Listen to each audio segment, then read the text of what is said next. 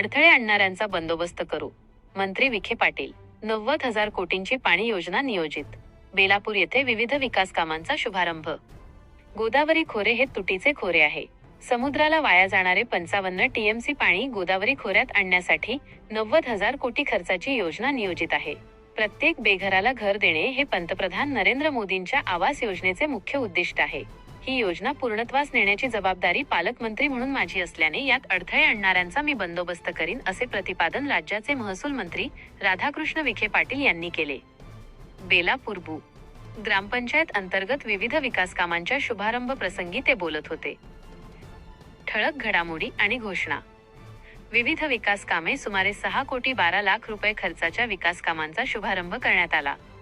यात छत्रपती शिवाजी महाराज पुतळा व चौक सुशोभीकरण, घरकुल, रो हाऊस जागा वाटप आणि शालेय विद्यार्थ्यांना 150 सायकलींचे वाटप करण्यात आले. सिंचन आणि पाणी पुरवठा, कालव्यांचे व चरांचे नूतनीकरण तसेच वळदगाव कोप बंधाऱ्यासाठी 70 कोटींची तरतूद करण्यात आली आहे. या बंधाऱ्याचे रूपांतर व्हर्टिकल बॅरेजमध्ये केले जाईल. धार्मिक स्थळांचा विकास. ग्रामदैवत हरिहर केशव गोविंद घाट आणि सय्यद बाबा दर्गा घाट सुशोभीकरणासाठी स्वतंत्र निधीची तरतूद केली आहे. घरकुल योजना. गेल्या 2 वर्षात जिल्ह्यात 1,26,000 घरकुले मंजूर झाली. बेलापूरसाठी 1,000 घरकुले मंजूर असून त्यासाठी 34 एकर जागा मोफत मिळवून दिल्याचे विखे पाटील यांनी सांगितले. तीर्थक्षेत्राचा दर्जा. 126 कोटीची पाणी योजना असेल. खंडकऱ्याच्या ज्या शेती मामलाच्या जमिनी आहेत त्या वर्ग 2च्या वर्ग 1 साहेबांनी केल्या. एका शेतकऱ्याला 20 लाख 25 लाख 10 लाख रुपयाचा वैयक्तिक फायदा झालेला आहे. वर्ग 2ची वर्ग 1 करण्यासाठी रेडी रेकनर प्रमाणे गव्हर्नमेंटचे पैसे भरावे लागतात आणि आम्हाला जवळजवळ 1,200 कोटी रुपये किमतीची पाणी पुरवठ्याला जी 8 एकर जागा तर ती येलो झोन मध्ये होती. तिची किंमत खूप मोठी होती, कोट्यवधी रुपये होती. आणि त्याच्यानंतर ही 34 एकर जागा ही नामदार राधाकृष्ण विखे पाटील महसूल मंत्री झाले आणि पहिल्याच दिवशी आमच्या पाणी पुरवठ्याच्या फाईलवर त्यांनी सही केली. पहिली नियम शासनाचा असा होता का त्या ग्रामपंचायतीत 10% पैसे भरायचे, परंतु आम्ही नामदार साहेबांना सांगितलं की ग्रामपंचायतीची परिस्थिती नाही. नामदार साहेबांनी तात्काळ ते 10% शुल्क सुद्धा माफ केलं. म्हणजे बघा, गावाचं काम करायचं असलं तर अधिकार आल्यानंतर तो सर्वसामान्य वापरण्यासाठी कशा पद्धतीने, याच्या अगोदरचेच वगैरे बच्चे म्हणतात ही जागा अशी आहे, हे जागा अशा पद्धतीने वाटा. तुम्ही कोण सांगणार? नामदार साहेबांनी जे लाभार्थी 1000 त्यांचं म्हणणं आम्ही ऐकू, त्यांच्या पद्धतीने जागा वाटू.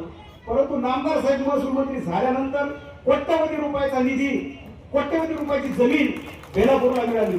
बेलापूरलाच नाही मिळाली, आमच्या तालुक्यातील 14-15 जे गाव आहेत ज्यांना गावठाण नव्हतं, ज्यांना अनेक वर्षापासून गेली 25-30 वर्षापासून गावठाणाला जागा नव्हती, अशा ग्रामपंचायती कोणाच्या ताब्यात हे नाही बघितलं. त्या गावातील लोकांना घरं मिळावे. आदरणीय मोदी साहेबांची घरकुल योजना ही सर्वसामान्यांपर्यंत पोहोचवली, हे काम नामदार साहेबांनी केलेलं आहे. आणि एवढ्या मोठ्या प्रमाणात जागा ग्रामपंचायतीला 14-15 ग्रामपंचायतीला जागा दिल्या आणि म्हणूनच आज या श्रामपूर तालुक्यामध्ये मोठ्या प्रमाणात घरकुल योजना सुरू आहे. खरं तर मला दुसरं एक सांगायचं, 126 कोटीची पाणी योजना आहे. इतर तर कामं खूप केले, परंतु एक नवीनच नदी संवर्धन योजना निघली आणि नामदार साहेबांनी आम्ही त्यांच्याकडे गेलो आणि त्यांनी मंत्रालयामध्ये संबंधित अधिकाऱ्याची मीटिंग लावली आणि 15 कोटी रुपयाचा, मला वाटतं जिल्ह्यामध्ये पहिलाच बेलापूरचा प्रोजेक्ट आहे. 1 वर्षापासून आम्ही त्याचा डीपीआर तयार करून त्यांच्या मार्गदर्शनाखाली साहेबांनी मंत्रालयात मीटिंग लावून संबंधित अधिकाऱ्यांना सूचना केल्या आणि ते काम आता लवकर मंजूर होणार आहे. त्याचा डीपीआर सगळं फायनल झालेला आहे. त्याला ग्रामपंचायतचे 20% सहभाग आहे आणि 80% शासन देणार आहे. पर्यावरण विभागामधून ते काम आपण करतोय. केवळ नामदार साहेब त्यांनी लक्ष घातलं म्हणून नदी संवर्धनाचा आपला तो प्रोजेक्ट आता लवकरच मंजूर होणार आहे. त्यामध्ये काय आहे, पुलापासून तर स्मशानभूमीपर्यंत घाट आहे, जॉगिंग ट्रॅक आहे, गावातलं ते दूषित पाणी जातं, नदी दूषित होती, त्यासाठी त्याचं फिल्टर प्लांट आहे. ज्या गटारी त्या मोठी गटार त्याच्यामध्ये भरलेली आहे. आणि साहेब, हे गाव हरिहर केशव गोविंदची नगरी आहे. एक वनामध्ये खूप मोठा विकास झालेला आहे आणि उक्कलगावला ही त्रिस्तरीय आहे. आमचा उद्देश असा आहे, ही बेलापूरची बाजारपेठ गुळाची साखरेची बाजारपेठ होती, परंतु दुर्दैवाने मधल्या काळामध्ये या बाजारपेठ कमी झाली आणि श्रामपूरचं महत्व वाढलं. रेल्वे स्टेशनला आमचं बेलापूरचं नाव आहे. दुर्दैवाच्या दुर्दैवाने म्हणावं लागेल तर मधल्या काळामध्ये बेलापूरकडे दुर्लक्ष झालं. म्हणून आमच्या गावातला व्यापारी टिकला पाहिजे, आमच्या गावामध्ये छोट्या मोठ्या व्यवसाय मिळाले पाहिजे. म्हणून आम्ही या गावाला एक पर्यटन कशा पद्धतीने चालू होईल म्हणून इथून आम्ही एक बोटिंग त्याच्यामध्ये धरली, बोटिंग टाकणार आहोत आणि ती उक्कलगाव वनापर्यंत जाईल तर जेणेकरून श्रामपूरचे लोक इथे येतील.